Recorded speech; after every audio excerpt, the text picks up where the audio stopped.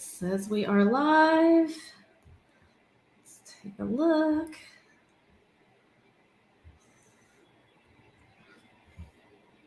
Looks like we have one participant. Fantastic. Wait just a second for people to hop on. All right. Okay, so I guess we can go ahead and get started here. People will hop on as we go. So, hello and welcome to our webinar, Enhancing Transportation Fleet Security Through Cybersecurity Risk Analysis. My name is Melanie Padron, aka your go-to cybersecurity girl. I'm also the Business Development Manager at IT Architects. We're a managed service provider with a security-first mindset, which is just one of the things that makes us a little different than some of the other IT shops out there.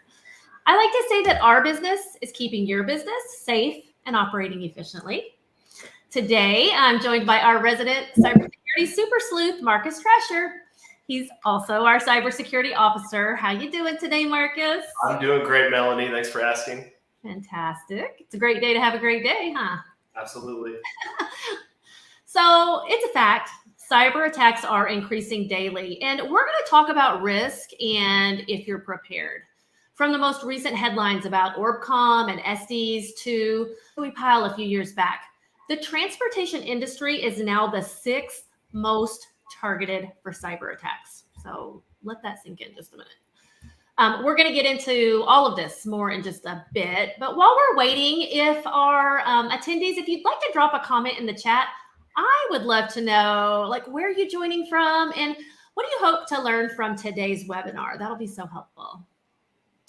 We definitely want to hear from you during our time together. So you can use the comments to communicate and provide feedback. And I'll be addressing questions in a Q&A section at the end, but I encourage you to go ahead and submit your questions as we go so that you don't forget them. I don't know if you're like me, but I always get on these webinars and I'm so interested and I think about these great questions. And then by the time the Q&A rolls around, I forget what I was going to ask. So just go ahead and drop them as you think about them. And I'll put this one up on the screen here to help us address your concerns better. And that's just, how concerned are you about a cyber attack?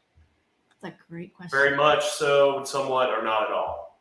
How concerned are you about cyber attack? That's a great question, Marcus. All right. Well, I see a couple of people have hopped on, several of you I see up there. So let's go ahead and I'm going to share this presentation out here. And we'll go ahead and get started. So nobody knows better than the attendees of this webinar today that the trucking industry has long been the backbone of the global economy, transporting goods and ensuring that the supply chain's smooth operation.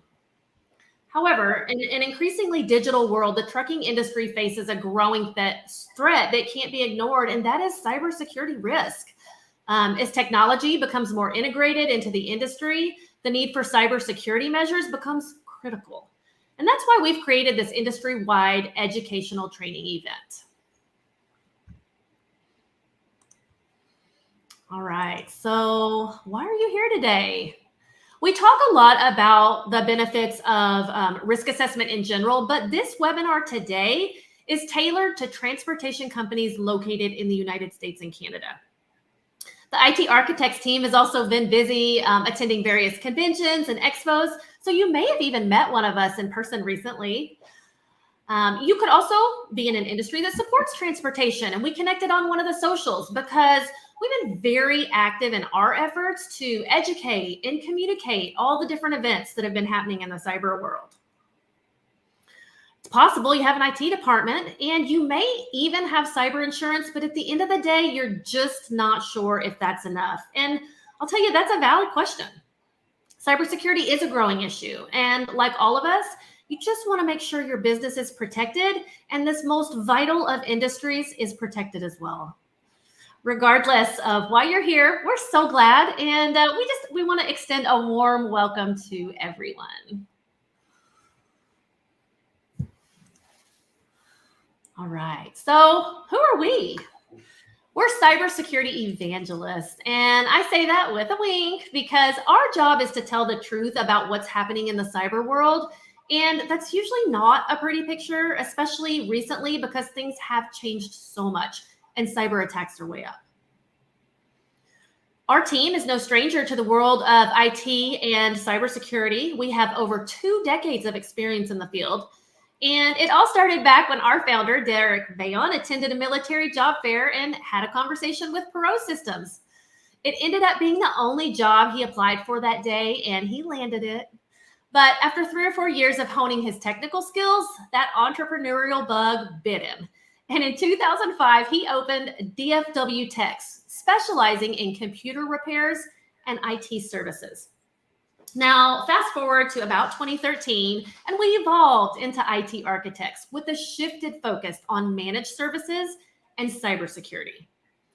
One big thing we take pride in here at ITA is that we're still veteran-owned and operated, bringing a disciplined military precision to everything we do. And today, we're dedicated to serving the transportation industry. As for me personally, I've always been passionate about helping businesses understand, manage, and mitigate risk.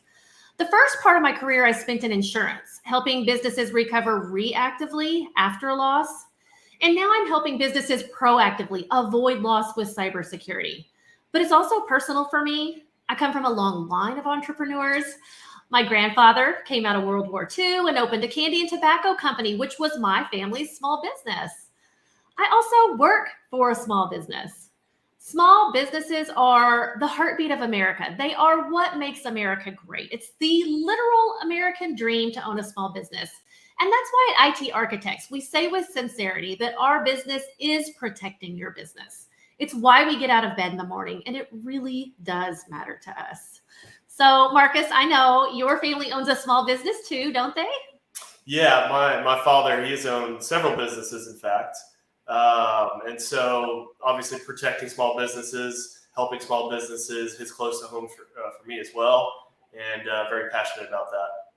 Yeah, I love that. All right, so let's talk about our agenda today. We're going to cover like 3 main areas. The first one is just what a cybersecurity risk assessment is and why your company needs one now. We're also going to go over the typical timelines and what to expect in the assessment process. And then we're going to talk about what is the very next step to get your business covered and mitigate your cyber risk. Marcus, are you ready? I'm ready. Let's go. Let's go. Let's do this. All right. So why should you listen to us? Our team has worked with trucking companies for decades. In fact, the owner of IT Architects was the IT director for a logistics company back in the day. And you may remember in December 2020, when an already distressed Central Freight Lines was hit with a massive ransomware attack, it knocked its operating systems and call center offline. It was IT Architects that was engaged immediately and led in that recovery effort. And we managed to bring most of those systems back online within a few weeks. We then developed a comprehensive incident response plan to help mitigate future attacks. And we are dedicated to keeping this industry secure. And this reminds me of another client that we helped recently. A small renewable energy company contacted us because their financial partner left and took their IT person with them. Of course, they made themselves system admins and cleaned out the entire company bank account before they left. Our team was able to get in that same day, stabilize the environment, and work with their attorneys as they moved forward. And we completed a risk analysis on them to identify those security gaps and recommend improved security protocols so that they had control of their environment and something like this didn't happen again. Marcus, even our home city of Dallas isn't immune. Both the city and the county has been attacked recently. Yeah, you're exactly right. So it was back in May that the city was hit by a ransomware attack, and they had reported their servers being compromised, which affected the 311 app and the municipal court, caused trials to be canceled, website to be down, and then just last week, it was the county that reported an incident, and it was the hacker group Play that stole a ton of files, private documents, and threatening to release them or sell them if the ransom isn't paid. And actually, just yesterday, they did release a little data dump of that, I think 5 gigabytes worth. So again, it's happening all around us, even in our own city here. Wow, it really is. So I asked this question in an email this week, but I'd like to know from our audience, what would you do if you were hacked tomorrow? And I'm going to give you a minute to answer. It's an important scenario that we think through. Do you have a plan? Do you know who to contact first? What would you do if you couldn't access your computer or your technology? I mean, it's just something that we really need to think through. And it's interesting because one friend, she emailed back and she admitted, she said, I have no idea. I imagine I would contact our lawyer first. She says, I'm not entirely sure, but it sounds pretty scary. And to be honest, we were just recently talking about creating a disaster recovery plan for our business since we don't have one. And she thought that this training today was going to help them get traction. And I agree. I think that this training will help everyone get kind of a good baseline and help us all get thinking down this path and what we need to do to be prepared. All right, so let's talk about it here. What is a cybersecurity risk assessment? So Marcus, you oversee and you run all the CSRAs here at IT Architects. So you see the real life results that the security tools uncover. Can you just give us a quick explanation of what a CSRA is and the importance of running them regularly? Yeah, absolutely. So for us, the CSRA is a tool for identifying potentially exploitable vulnerabilities in your digital defenses. So, and the purpose of that being to help you understand the current state of your organization's cybersecurity and identifying security gaps. So our tools are going to uncover things such as unauthorized login attempts, passwords stored locally for hackers to steal, unencrypted sensitive data, and PII, or personally identifiable information. That's the type of thing that hackers will steal, try to sell on the dark web. And then applications with missing security patches and a lot more. And our motto is prevention is always better than the cure when it comes to data breaches. So regularly conducting these risk assessments will help you to proactively safeguard your business from cyber threats. And a lot of times for small, medium-sized businesses, that's survival for them, essentially. Yeah. I love that. Prevention is always better than the cure. 100%. In fact, on this slide, we have a few key reasons why a business needs a cybersecurity risk assessment. And the first one is just that it helps identify and prioritize risks. And by prioritizing risk, you can focus your resources on the most pressing issues and then take steps to mitigate them. The next reason is that it helps protect your assets. Cybersecurity risk can have serious consequences, including obviously financial losses, but also reputational damage and legal liabilities. And a CSRA helps you understand the potential impacts of these risks and then take steps to prevent them.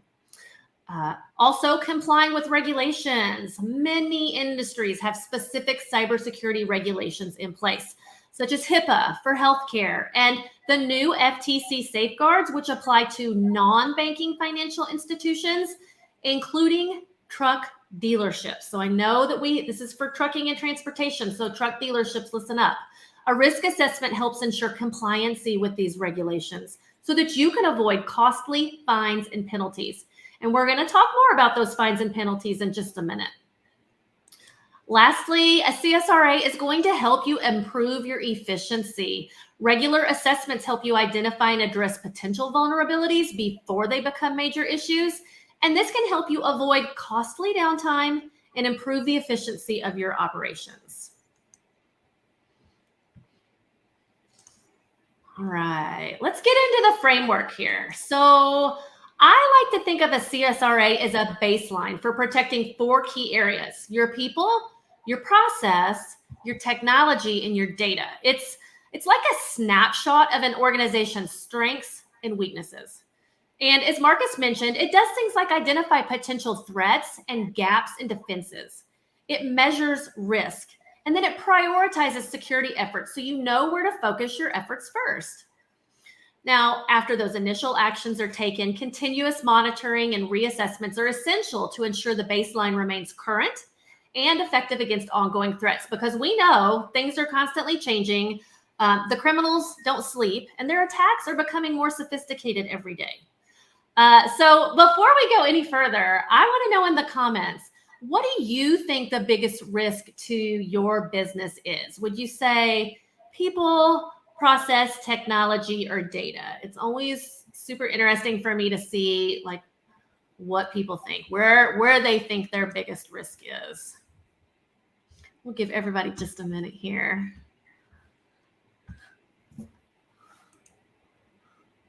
All right, what do you think the biggest risk to your business is? Let's move forward and we'll talk about the first area here, part 1, protecting the people. All right, so why do we protect the people?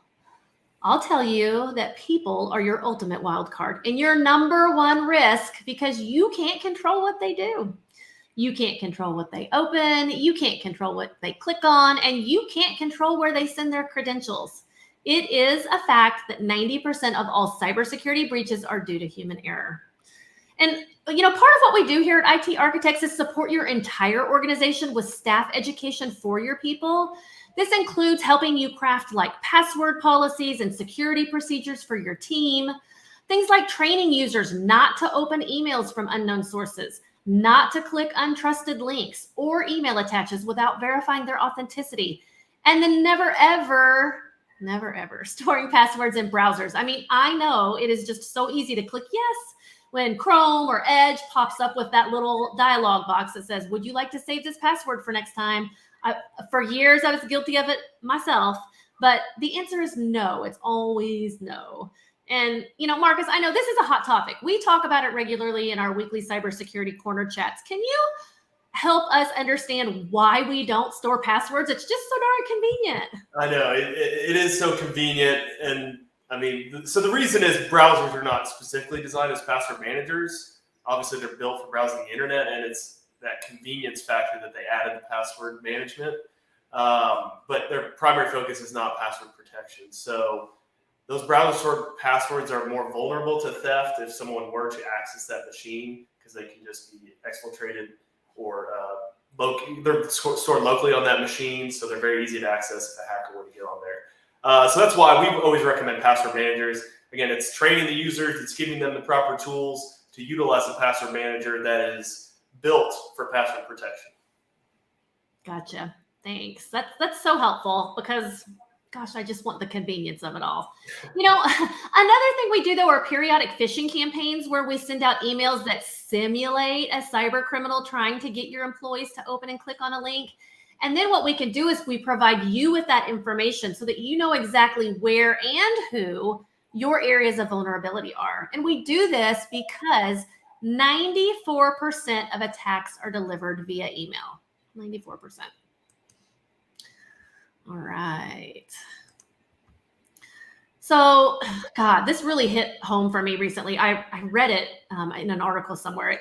It said, when the criminals take down an individual truck, the results are expensive. When they take down an entire trucking company, the results are devastating. And if they launch an attack big enough and sophisticated enough to take down our entire industry, the impact on the U.S. economy would be catastrophic. So think about all the people this would affect: families, teams, clients. This is why it's so important that we're vigilant in adopting a proactive cybersecurity posture to protect the people behind the businesses that sustain our country. And on this slide, we have examples of 3 well-known trucking companies that were victims of cyber attacks. And the sheer number of people behind these 3 companies it's sobering.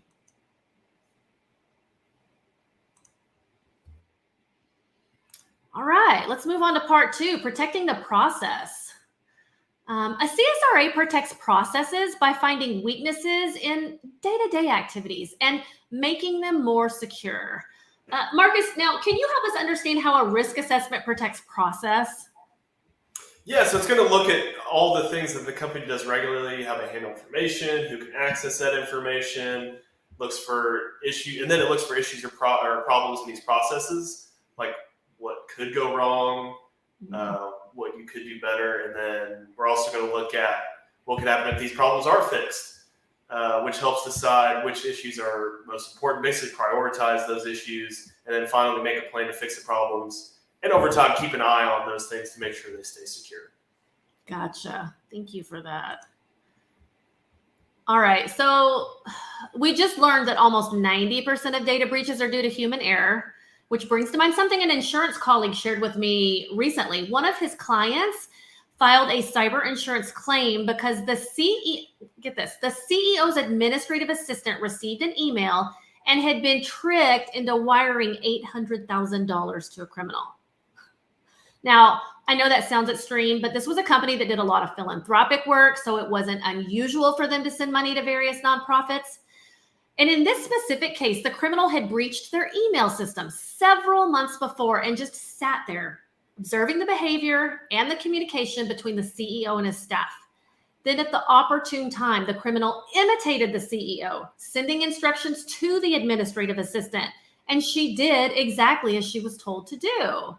And this is an example of a social engineering tactic called business email compromise. And that's when a criminal tricks a person into doing something fraudulent through email, like transferring funds or sharing sensitive information or changing account details. But the attacker will often impersonate someone higher up in the organization, which creates this like false sense of urgency or authority in order to deceive them. And sadly, this type of thing is happening more and more. And the reason I tell you this story, the moral, is that without the appropriate checks, balances, and processes in place to verify the request, this organization fell victim to wiring money straight to the cyber criminal. And when you willingly send your money somewhere, there's very little recourse for getting it back. All right, let's talk about technology, protecting technology. So, one of the most compelling reasons for the trucking industry to be concerned about cybersecurity is its ever-increasing dependence on technology. Modern trucks are equipped with sophisticated systems, including things like GPS navigation, communication tools, and electronic logging devices. These technologies have definitely streamlined operations. They've increased efficiency and they've improved safety. However, they've also made the industry vulnerable to cyber attack. The criminals are working nonstop to find cracks in technology, and that's why we have to work equally hard to safeguard it.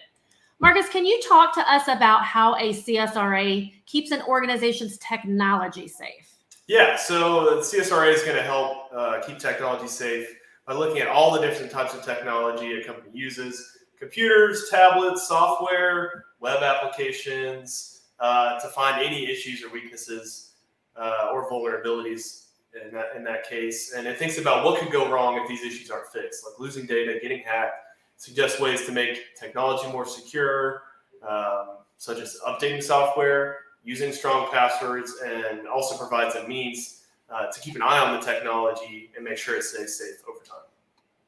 Gotcha. All right. So on this next slide here, we've shown some cyber attacks on the trucking industry that have been in the news recently where the technology was affected. So I'm sure most of you guys have heard of Estes. They were hit in October in a cyber attack that took down systems.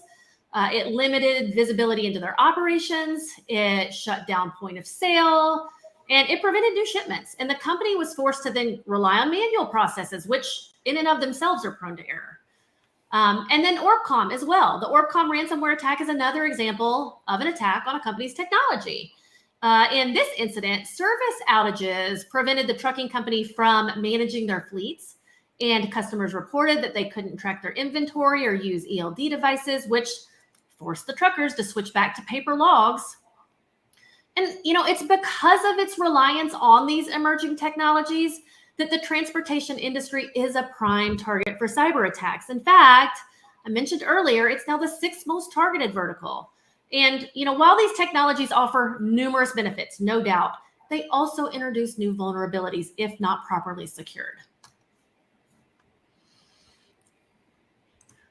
All right, now we're going to move into part 4, protecting the data. I'd like you to ask yourself, is your customer's data at risk? The trucking industry deals with vast amounts of sensitive data, things like shipment details, customer information, and driver records. So protecting this data is not only a matter of business integrity, but it's also a legal requirement. Regulatory bodies such as the Federal Motor Carrier Safety Administration has established strict guidelines for data privacy and security. And financial institutions, including those truck dealerships, are subject to the FTC safeguard rules. But honestly, every company has data that, if in the wrong hands, could be a risk, right, Marcus? That's exactly right. And our CSRA is going to look at not only the data, but the hardware devices themselves that store that data. And obviously, if a hacker was going to get on the system, that's what they would be looking for, is that sensitive data that they can then exfiltrate. And as we mentioned before, sell for ransom or hold for ransomware, sell on the dark web, something like that. Yeah, gotcha. So I just want to talk to my truck dealerships for just a minute. Please pay special attention to the new FTC safeguards. They were put in place in June. They require non-banking financial institutions, including vehicle dealerships, to take specific steps to protect the customer data they collect. And the fines are stiff, as much as $100,000 per violation, with an additional $10,000 against your officers and directors, and damages for consent violations as much as $43,000 per day for each violation. Now, the FTC is a topic for a whole other webinar, but if you need more information or if you need help with compliance, just drop a comment in the chat or schedule a time on my calendar for a strategy session. You can do that at melanie.itarchitects.com. And if you didn't get that, at the end of this webinar, I'm going to drop up a little QR code you can just scan that'll take you right to my calendar as well. All right. So why do criminals want your data? I'll tell you, because it is valuable. And Marcus, correct me if I'm wrong, but one stolen identity is currently going for about $1,000 on the dark web. Yep, that's about right. Yeah, it depends on, the identity, but yes. Yep. And they can also use login credentials for account takeover and stolen data for things like phishing attacks and extortion. On this slide here, we have the example of the TQL cyber attack, where external hackers breached its IT system and gained access to customers' data. And in that case, the criminals exfiltrated data like carrier tax ID numbers, bank account numbers, and invoice information. And there were lawsuits as a result of this. All right, so I know everybody wants to know, how long is this going to take? And that's a great question. First, I think it's really important that we point out the fact that all CSRAs are not created equal. There are IT shops and companies out there that will simply come in, count your employees and your computers, and give you a quick quote without truly evaluating the core areas that we just talked about. Now, a comprehensive cybersecurity risk analysis, on the other hand, takes about 30 days. It starts with a discovery consultation where a series of questions are asked to learn more about things like your hardware and your software and your equipment and your network, your IT systems, all that good stuff. It can be done in person, or it could also be done, on a Zoom type meeting. Following that discovery call, your network would then be scanned for malware and for vulnerabilities. Simulated phishing tests and dark web scans are performed, and your equipment and infrastructure are fully evaluated. Now, at the completion of the service, all the findings are provided to you in a report. And then it's up to you to decide, how do you want to prioritize and manage those risks?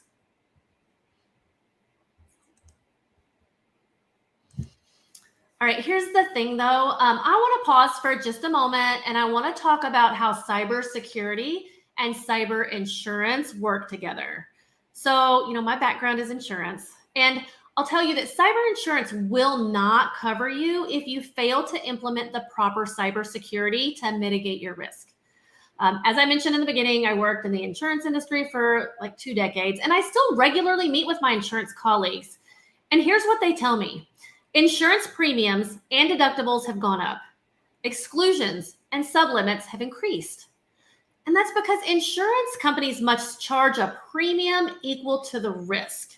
And this means they have to bring in enough premium to cover the claims they're paying out. And when you think about that, the rising cost of insurance is the ultimate social proof that what we're telling you about the cybersecurity landscape is true. And one of the unique things we do here at IT Architects is help our customers navigate the insurance application process. We review policy application questions, and we make sure that our security protocols allow our clients to honestly answer yes on the application. Because you have to be so careful when filling out those apps so that misrepresentation doesn't lead to a denial of a claim. Because it is crushing when a business has paid for an insurance policy only to realize that they have reduced coverage due to some special sublimit or even no coverage at all because they didn't have the security in place that they thought they did. And it would just be like filling out a health insurance application and saying you had no history of heart disease when you really did. Here's the good news, though. It's not all doom and gloom. When you have proper security in place, you not only qualify for insurance, you may very well get things like better coverage, lower rates, lower deductibles, fewer sublimits, and fewer exclusions. So if you think about it, security and insurance go hand in hand like two pieces of a protection puzzle. Security is proactive and it helps you avoid loss. But because no security is 100% guaranteed, insurance is that safety net, that reactive side that helps you recover after a loss. And just one last point on the slide. You may think that your current IT department has you covered, but only a cybersecurity risk assessment can determine if you have deficiencies in your infrastructure or gaps in your security. All right. So where do we go from here? Things have changed. Cyber attacks are way up, especially in the trucking and transportation industry. And as the business owner, you get to decide how you want to manage your risk. Do you want to go it alone and piecemeal it together, possibly still getting it wrong? Or do you want to partner with a qualified team of professionals who live and breathe it?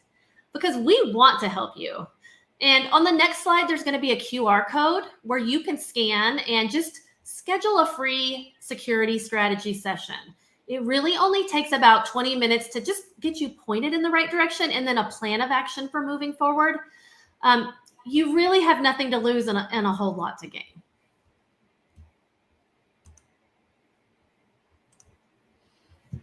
All right, so I encourage you not to wait. Our calendar fills up pretty quickly when we do an educational event like this, and every minute you wait is one more minute you're at risk. But I also have a bonus for those in attendance today. It's just an ebook I put together called Defending the Digital Realm. Again, you can just simply scan that QR code to get a complimentary copy of it. And I'm going to leave both of those up on the screen for just a minute. And at this point, I think I'd like to open it up for Q&As. If anybody has a question, you can drop it in the comments. Of course, you can always message me and connect with me after. I'm very active on LinkedIn. You can also, we have a Facebook page that you can catch us there. Someone did ask me earlier, they had emailed me back and said, how often should a cybersecurity risk assessment be conducted? And I thought that was a great question because, you know, Marcus, as we mentioned, it's like a baseline. So how often would you say someone needs to redo a risk assessment? So it obviously depends on the risk level that we find in that initial assessment. But in most instances, an annual risk assessment is going to give you a good, tracking, like you can measure every year and see where you're at. And obviously things change so rapidly that, every year there's going to be new vulnerabilities, new threats that need to be reevaluated with your security team, right? Like you need to be able to run tabletop exercises or incident response tests and things like that annually so that you make sure that those new threats are taken care of.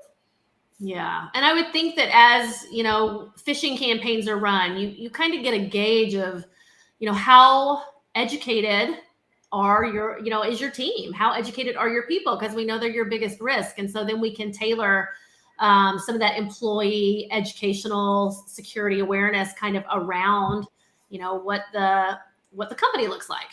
Yeah, absolutely. And another thing that we talk about a lot is rewarding those employees that when you do have regular phishing or you have regular cybersecurity quizzes and things like that, those employees who are engaging with that, who are active in that. You just want to reward them. You want to let them know that they're doing a good job.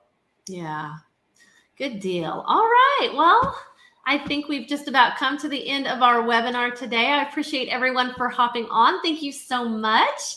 I guess until next time, from me and Marcus and the whole IT Architects team, we will catch you on the safe side.